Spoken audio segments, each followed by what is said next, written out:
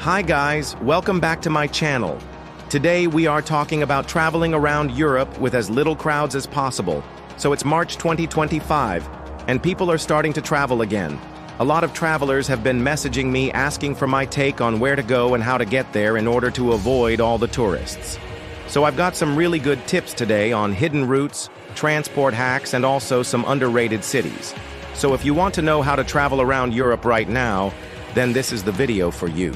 Hidden routes. So instead of flying directly into major European cities like London, Paris, or Rome, consider flying into nearby smaller airports that are often less crowded and usually cheaper. For example, flying into Beauvais Airport near Paris can be significantly cheaper than landing at Charles de Gaulle. You can then take a direct train from Beauvais to central Paris. In Italy, instead of flying into Rome, try flying into Naples. And while you're there, don't miss out on seeing Pompeii and Herculaneum, two incredible ancient Roman cities frozen in time after the eruption of Mount Vesuvius. There are plenty of direct trains to Naples from most major cities in Europe. Or another alternative could be flying into Olbia in Sardinia, or even just going to Majorca or Menorca, as they are known locally.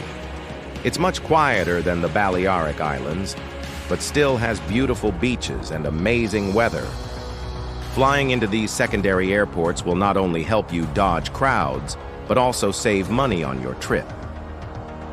Cheap flights hack. To find these hidden gems of airports, I use a flight comparison website. They compare prices from all over the internet so you can find the best deals out there. Let's say you want to fly to Spain. On the left-hand side, select your departure airport. So let's say London. Now what we're going to do is actually change this to any airport because we're looking for the cheapest option, even if it's somewhere random. So click anywhere, and now this website will show you all of the different destinations that you can fly to from London with the prices. So these are the cheapest ones, obviously. And you can kind of work backwards from here. So if you want to go to Barcelona, it's going to cost you £43. If you want to go to Seville, which is a bit further down south, it's going to be £46. But if you want to go to Santiago de Compostela, which is up here in the north, it's going to cost you just £19. And I think that's really cheap to fly to Spain. And this website will show you all the different airlines that fly to those destinations. Now it's up to you to decide whether or not you want to travel to those places. But this is a great way to find inspiration. So you might want to check out what's on offer from other airports near you.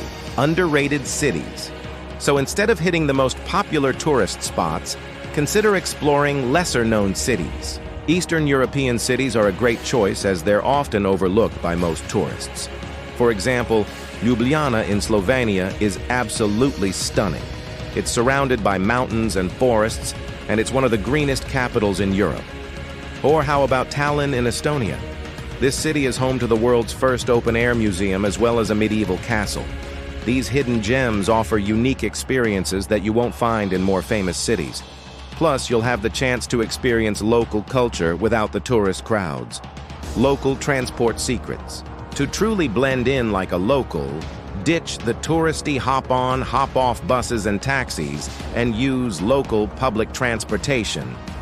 Not only is this often cheaper than tourist-oriented services, but it will also get you closer to the authentic local experience.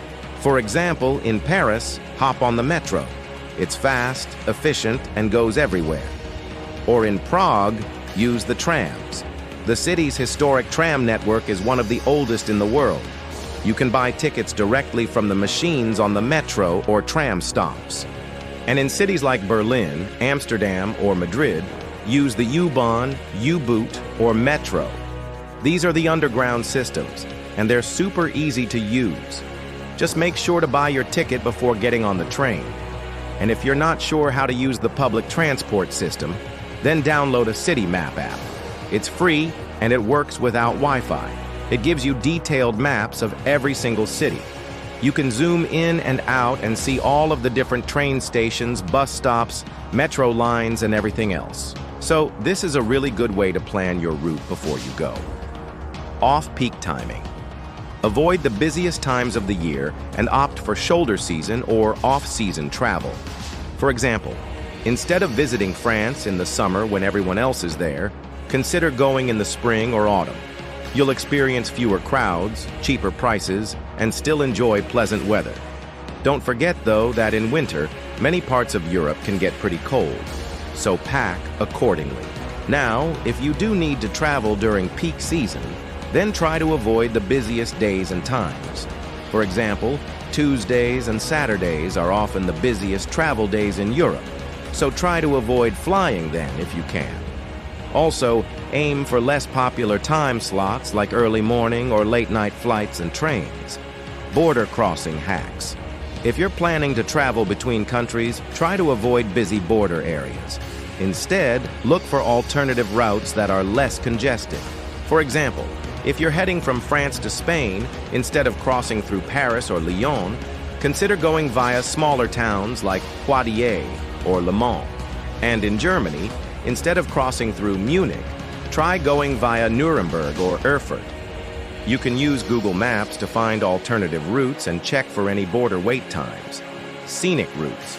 So instead of taking the quickest or cheapest route, opt for scenic byways and routes that pass through picturesque landscapes. For example, if you're driving from Amsterdam to Berlin, consider taking the route that passes through Hamburg and the Danish countryside. And if you're flying into Greece, consider flying into Thessaloniki.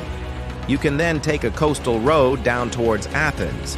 Traveling along these routes will allow you to experience the beauty of Europe's landscapes while avoiding the busiest areas.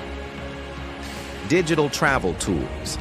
There are some really useful digital tools out there that you can use to plan your route and also make sure that you stay safe when you're traveling around Europe. For example, Google Maps is great for finding alternative routes to avoid traffic and crowds.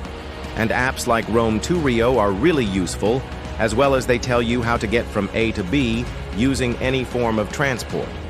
Apps like xe.com are great for currency conversions. And I always use an app called Sleep as Android. It lets you know how long you'll be sleeping in each time zone and converts your local time to wherever you're traveling to. Local experiences. Immerse yourself in local culture by participating in activities that are popular with locals. For example, in Germany, consider going to a traditional German beer garden. Or in Italy, try a cooking class to learn how to make pizza or pasta. These experiences not only offer a break from sightseeing, but also provide a unique way to connect with locals and other travelers. Safety. Plus, budget balance. Most importantly, prioritize your safety and budget when planning your route. Avoid displaying large amounts of cash or expensive jewelry to reduce the risk of theft, and keep your important documents and travel essentials secure.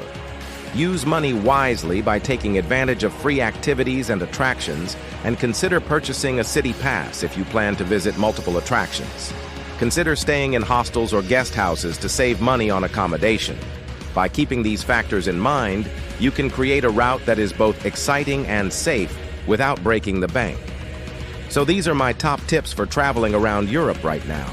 Remember to avoid the most popular tourist hotspots and instead explore lesser-known destinations and hidden gems. Utilize public transportation, look for alternative routes, travel during off-peak times, and consider local experiences. All right. If you enjoyed this video, please hit the thumbs up button and subscribe to my channel for more videos like this. Thanks for watching, and I'll see you next time. Bye.